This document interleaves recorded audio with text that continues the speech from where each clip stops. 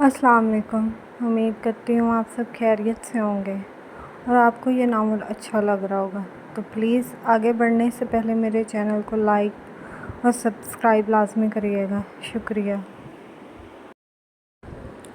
نکاح کے وہ چند الفاظ جہاں کسی کی زندگی میں خوشیوں کا پیغام لاتے ہیں، وہیں میرب کے لیے وہ ایک ایسی قانونی زنجیر بن چکے تھے جس نے اسے ایک ہی رات میں سب سے بڑے دشمن کی شریک حیات بنا دیا تھا۔ صبح کا سورج جب سکندر ہاؤس کے عالی شان کمروں کی کھڑکیوں سے اندر داخل ہوا تو میرب جاگ رہی تھی۔ وہ رات بھر صوفے پر بیٹھی آنسو بہاتی رہی تھی۔ اس کے ہاتھ پر لگی نکاح کی مہر اس کی مجبوری کا سب سے بڑا ثبوت تھی۔ اچانک کمرے کا دروازہ کھلتا ہے اور زاویہ سکندر ہمیشہ کی طرح اپنے 3 پیس بلیک سوٹ میں داخل ہوتا ہے۔ نکاح کے بعد اس کے چہرے پر غصے کی جگہ اب ایک گہرا اور زہریلا سکون تھا، جیسے اس نے شکار کو اپنے جال میں پوری طرح پھنسا لیا ہو۔ زاویہ ٹیبل پر کچھ کاغذات پٹکتے ہوئے سرد آواز میں، گڈ مارننگ مسز زاویہ سکندر، امید ہے رات اس صوفے پر آرام سے گزری ہوگی۔ یہ تمہارے 50% بزنس شیئرز کے ٹرانسفر کے لیگل پیپرز ہیں۔ تم نے دستخط کر دیے؟ میں نے بھی اپنا وعدہ پورا کر دیا۔ اب تم اس کمپنی کی قانونی پارٹنر ہو، لیکن یاد رکھنا کمپنی کے فیصلے اب بھی صرف میری مرضی سے ہوں گے۔ میرب صوفے سے کھڑی ہوتی ہے، اپنے دوپٹے کو سیدھا کرتی ہے اور کاغذات اٹھا کر دیکھتی ہے۔ مسٹر زاویہ سکندر، مجھے تمہاری خیرات یا تمہارے فیصلوں میں کوئی دلچسپی نہیں ہے۔ مجھے صرف وہ حق چاہیے تھا جو میرے والد کا تھا، وہ اب مجھے مل چکا ہے۔ اب میں اپنے خاندان کو یہاں سے لے کر کسی محفوظ جگہ چلی جاؤں گی۔ تمہارا ہسپتال اور تمہاری یہ جیل تمہیں ہی مبارک ہو۔ زاویہ آگے بڑھ کر میرب کا راستہ روکتا ہے، ایک بھیانک مسکراہٹ کے ساتھ۔ جانا اتنی جلدی کیسے میرب؟ تم نے مجھ سے شادی صرف کاغذات کے لیے نہیں کی، تم اب اس گھر کی قانونی بہو ہو۔ اگر تم اس چوکھٹ سے باہر قدم رکھنے کی کوشش کی تو میں کورٹ میں کیس کروں گا کہ میری بیوی مجھے چھوڑ کر بھاگ گئی ہے۔ اور رہی بات تمہارے خاندان کی، تو چلو ہسپتال چلتے ہیں اور انہیں تمہاری اس عالی شان قربانی کی خوشخبری سناتے ہیں۔ سٹی ہسپتال کے جنرل وارڈ میں دادی اب پوری طرح ہوش میں آ چکی تھیں، لیکن ان کی نظریں مسلسل دروازے پر ٹکی ہوئی تھیں۔ اشال دادی کا ہاتھ پکڑے بیٹھی تھی اور ارحم غصے میں کوریڈور میں ٹہل رہا تھا۔ اسی لمحے ہسپتال کے ہال میں گارڈز کی ایک بڑی تعداد داخل ہوتی ہے اور ان کے پیچھے بلیک سوٹ میں ملبوس زاویہ سکندر اور اس کے ساتھ میرب شہزاد نمودار ہوتی ہیں۔ میرب کا سر جھکا ہوا تھا اور اس کے چہرے پر ایک عجیب سی شرمندگی تھی۔ ارحم جیسے ہی میرب کو زاویہ کے ساتھ دیکھتا ہے اس کا خون کھول اٹھتا ہے۔ وہ تیزی سے آگے بڑھتا ہے۔ ارحم میرب کا بازو پکڑنے کی کوشش کرتے ہوئے اونچی آواز میں، میرب تم ٹھیک تو ہو نا؟ یہ شیطان تمہیں کہاں لے گیا تھا؟ چلو یہاں سے، میں نے دادی کے ڈسچارج کے کاغذات تیار کروا لیے ہیں، اب ہم اس شہر میں نہیں رہیں گے۔ زاویہ ارحم کا ہاتھ جھٹکے سے ہٹاتا ہے اور میرب کو اپنے پاس کھینچ لیتا ہے۔ اپنی حد میں رہو نوجوان، تم جس لڑکی کا بازو پکڑنے کی کوشش کر رہے ہو وہ اب مس میرب شہزاد نہیں بلکہ مسز زاویہ سکندر ہے۔ یہ میری بیوی ہے۔ وارڈ میں جیسے بم پھٹ گیا ہو۔ ارحم کے پیروں تلے سے زمین نکل گئی۔ دادی نے جیسے ہی یہ سنا انہوں نے اپنے منہ پر ہاتھ رکھ لیا، ان کی آنکھوں سے آنسو بہنے لگے۔ اشال حیرت اور خوف سے اپنی آپی کو دیکھنے لگی۔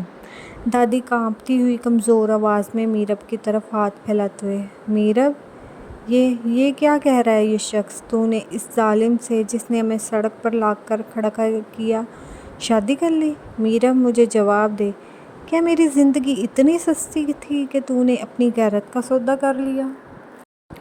میرب دادی کے قدموں میں بیٹھ کر روتے ہوئے، دادی میری بات سنیں، میرے پاس کوئی اور راستہ نہیں تھا، میں آپ کو مرتے ہوئے نہیں دیکھ سکتی تھی۔ ارحم شدید صدمے اور غصے سے چیختے ہوئے، میرب تم نے مجھ پر بھی بھروسہ نہیں کیا، میں نے تم سے محبت کی تھی، میں تمہارے لیے اپنی جان دے سکتا تھا، لیکن تم نے ایک رات کی سختی نہ جھیلی اور اس امیر زادے کی دولت کے سامنے بک گئی۔ مجھے تم سے یہ امید نہیں تھی۔ ارحم کے بک جانے کے لفظ نے میرب کے اندر کی سوئی ہوئی شیرنی کو جگا دیا۔ وہ جھٹکے سے کھڑی ہوئی، اس نے اپنے آنسو صاف کیے اور ارحم کی آنکھوں میں آنکھیں ڈال کر بولی، میرب جذباتی لیکن مضبوط آواز میں، ارحم اپنی زبان کو لگام دو، تم نے محبت کی ہوگی لیکن تم میرے خاندان کو چھت نہیں دے سکتے تھے، تم اس ہسپتال کے مینیجر کو مجبور نہیں کر سکتے تھے کہ وہ دادی کا علاج کرے۔ جب دادی سڑک پر بے ہوش پڑی تھی تب تمہاری یہ محبت صرف بائک پر چکر کاٹ رہی تھی۔ میں نے اپنی غیرت کا سودا نہیں کیا، میں نے اس انسان سے اپنا وہ حق چھینا ہے جو اس کے باپ نے میرے باپ سے چوری کیا تھا۔ اب میں سکندر گروپ آف کمپنیز کی 50% کی مالکن ہوں، کوئی بکاؤ لڑکی نہیں۔ زاویار تالیاں بجاتے ہوئے طنزیہ ہنسی کے ساتھ، واہ مسز زاویہ، کیا تقریر کی ہے۔ ارحم صاحب، اب آپ کو سمجھ آ گیا ہوگا کہ میرب اب اس کلاس کی عورت بن چکی ہے۔ سمیر، دادی اور اشال کے لیے شہر کے سب سے پوش علاقے میں ایک نئے بنگلے کی چابیاں اور گارڈز کا انتظام کرو۔ اب سے یہ لوگ میرے مہمان ہیں اور میرب تم میرے ساتھ گھر چلو گی۔ دادی نے غصے سے اپنا چہرہ دوسری طرف کر لیا۔ انہوں نے میرب کو دیکھنے سے بھی انکار کر دیا۔ میرب کا دل ٹوٹ گیا، لیکن وہ جانتی تھی اس نے جو فیصلہ کیا ہے وہ ان کی زندگیوں کو محفوظ کرنے کے لیے ضروری تھا۔ وہ خاموشی سے مڑی اور زاویار کے ساتھ ہسپتال سے باہر نکل گئی۔ ارحم وہیں کوریڈور کی دیوار سے لگ کر بیٹھ گیا۔ اس کی محبت اب ایک گہری نفرت میں بدل چکی تھی۔ شام کے وقت جب میرب دوبارہ سکندر ہاؤس داخل ہوئی تو اس کا انداز بالکل بدل چکا تھا۔ اب وہ ایک ڈری ہوئی قیدی نہیں بلکہ اس گھر کی قانونی مالکن تھی۔ لاؤنج میں ایان سکندر بیٹھا ہوا تھا، جو اپنے بھائی اور میرب کے اس اچانک نکاح پر اب بھی صدمے میں تھا۔ میرب لاؤنج کے بیچ میں کھڑی ہو کر ماسی سکینہ کو اونچی آواز میں پکارتی ہے، ماسی سکینہ، میرا سامان اس اوپر والے ویسٹ ونگ کے چھوٹے کمرے سے نکال کر اس گھر کے مین ماسٹر بیڈ روم میں شفٹ کر دیں جو زاویہ سکندر کا کمرہ ہے، کیونکہ اب میں اس گھر کی آفیشیل مالکن ہوں اور میرا حق سب سے بڑا ہے۔ زاویہ لاؤنج میں داخل ہوتے ہوئے اپنی آستینیں اوپر چڑھاتے ہوئے غصے سے، میرب تم میری پرائیویسی میں داخل ہونے کی جرات مت کرنا، وہ میرا کمرہ ہے اور وہاں میری اجازت کے بغیر کوئی پرندہ بھی پر نہیں مار سکتا۔ میرب ایک چالاک مسکراہٹ کے ساتھ زاویہ کے بالکل قریب آ گئے، مسٹر زاویہ سکندر، آپ بھول رہے ہیں کہ نکاح نامے اور ان بزنس پیپرز کے مطابق اس پورے محل کا آدھا حصہ میرا ہے۔ اگر آپ کو میرے ایک ہی کمرے میں رہنے سے اتنی ہی تکلیف ہے تو آپ جا کر کسی دوسرے کمرے میں سو سکتے ہیں، اب سے اس گھر کے اصول میں طے کروں گی۔ زاویہ نے میرب کو دیکھا، اس کے اندر کا غصہ اب ایک وحشیانہ obsession کی شکل اختیار کر رہا تھا۔ وہ سمجھ گیا تھا کہ یہ لڑکی اتنی آسانی سے ٹوٹنے والی نہیں ہے اور اب یہ جنگ لاؤنج سے نکل کر بیڈ روم تک پہنچ چکی ہے۔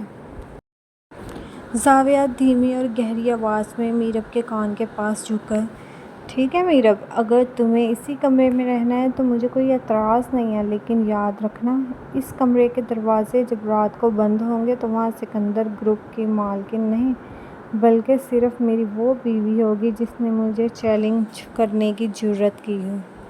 دیکھتا ہوں رات کے اندھیرے میں تمہارا یہ حوصلہ کتنا کام آتا ہے۔ اسی لمحے سمیر لاؤنج میں بھاگتا ہوا آتا ہے اور اس کے چہرے پر شدید گھبراہٹ تھی۔ سمیر ہانپتے ہوئے، سر، بہت بڑی گڑبڑ ہو گئی ہے۔ ارحم نے ہسپتال سے نکلتے ہی میڈیا کے کچھ بڑے اینکرز سے رابطہ کیا ہے اور وہ کل صبح ایک پریس کانفرنس کرنے جا رہا ہے جہاں وہ میرب کے والد کے 20 سال پرانے ڈاکومنٹس اور اس زبردستی کے نکاح کا سچ پوری دنیا کے سامنے لانے والا ہے۔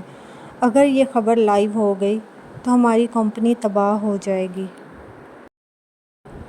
سمیر کی بات سن کر زاویہ اور میرب دونوں کے ہوش اڑ گئے۔ ارحم اب میرب سے بدلہ لینے کے لیے سکندر گروپ آف کمپنیز اور میرب دونوں کو برباد کرنے پر تل گیا تھا۔ کیا زاویہ ارحم کی اس پریس کانفرنس کو روک پائے گا؟ کیا میرب اپنے دوست ارحم کو اس پاگل پن سے باز رکھ سکے گی؟ اور کیا ہوگا جب بند کمرے میں زاویہ اور میرب کا سامنا ہوگا؟ جاری ہے۔